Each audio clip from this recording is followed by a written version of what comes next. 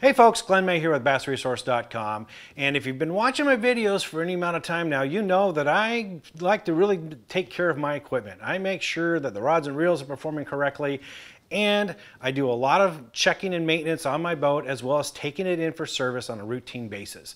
And the reason I do this is very simple, especially with the boat and the trailer, is it avoids having some expensive, unexpected part failure that's going to leave me off the water right in the middle of the fishing season. Okay, nobody wants that. So when you do regular maintenance, you can schedule when you take your boat in, and you can, plan for that budget and make sure you've got that expense ready to go. So it's not going to affect you as negatively. Okay, there's all kinds of other benefits, but that's the main thing.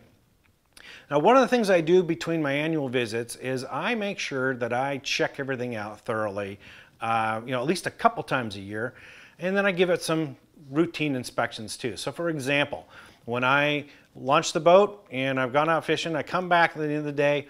When I go up to get the truck and trailer, I give that trailer a quick once through. I just give it a visual check. It takes about 30 seconds to walk around it. And I'm looking for anything egregious, right? Anything that's broken, anything that's cracked, anything that's missing, something that looks like it's failed or missed or just not where it's supposed to be.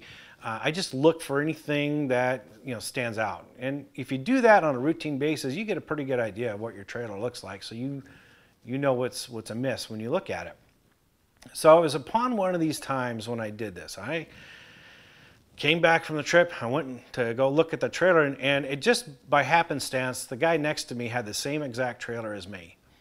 And so I just did, hey, I'm going to do a quick comparison, see what's different. So I started looking between the two trailers, and everything looked fine.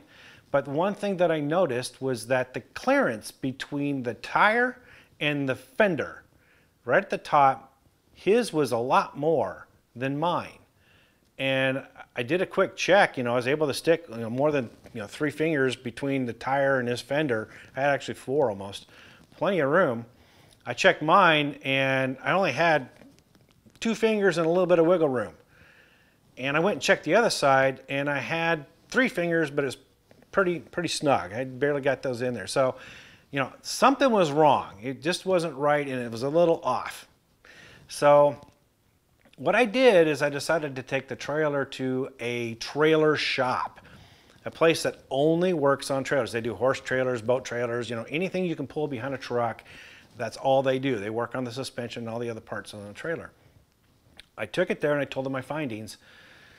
The tech climbed underneath the trailer, and I swear within 90 seconds he popped his head out and he said, "Yep, I know what the problem is. Your equalizer and shackles are all worn out." And I looked at my what did what? What language are you speaking? And he said, well, it's the equalizers and shackles. They're worn out and they need to be replaced. Here's what he's talking about. As you can see right here, this is right here between the 2 tires on a twin axle trailer. That dark piece of metal in the lower middle is the equalizer, and the 2 oblong pieces of metal on either side are the shackles. And they attach to the springs, and as part of an independent suspension system on this particular trailer.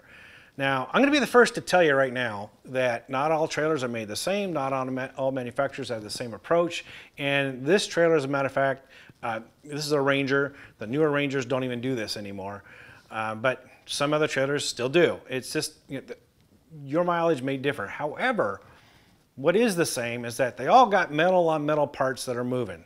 They're designed to move and flex and to keep the independent suspension working. So when you've got metal on metal parts, you're going to have parts that wear out. And so that was the issue with this. And here's what happened. This is the equalizer. He's talking about worn out. Look at that. Look how that wore out. That's supposed to be a circle. Okay, that is not. It's absolutely worn out. Now these are okay. These are still fine, but that part completely wore out. Furthermore, the shackles and the bolts, I threw those parts away before I thought about doing this video. But I did find a picture on the web that showed the exact same problem that I had. You can see here on the top, this is the equalizer. On the right-hand side is the bolt, and you can see, look at that. Come on now. And my bolts looked actually worse than that. And on the left-hand side, that's the shackle. Look at the oval on that. Look at how close it was. There's very little metal left on the top. I think mine were a little bit worse than that. So I was really close to a catastrophic failure while I was towing down the road going 65 miles an hour. So wait, what?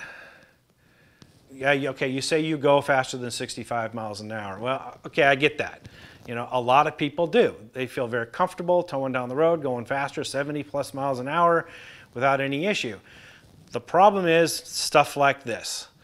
These parts can fail without notification, and now you got yourself a big problem on your hand if you're going faster than you should be. So keep that speed down just for that safety precaution. Okay, PSA over.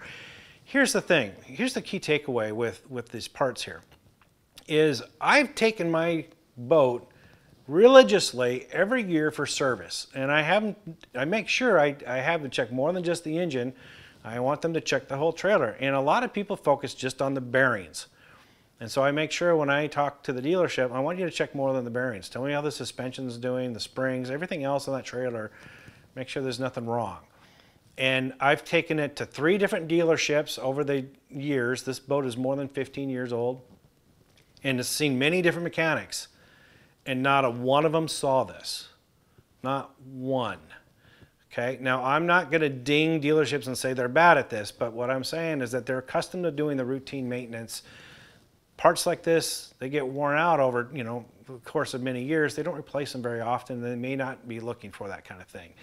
So I urge you to take your trailer to a place that does only trailers. Like I said, it took the tech 90 seconds to figure out what it was. Okay, he knows it that well, and it pays to do that. Shop rate's really cheap. Matter of fact, the parts I replaced were less than $100. Shop rate was $60, and because the guy knew what he was doing so well that he got it done in 45 minutes. I was in and out the door same day, less than $200, problem solved, done. Okay, no more issues.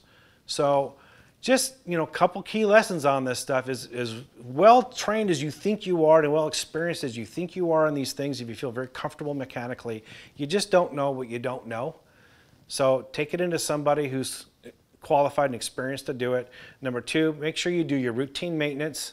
And number 3, take your trailer into a place that knows trailers so they can give it a thorough inspection and make sure that nothing is awry and nothing's going to cause you any problems. With that in mind, I hope that helps. For more tips and tricks like this, visit bassresource.com.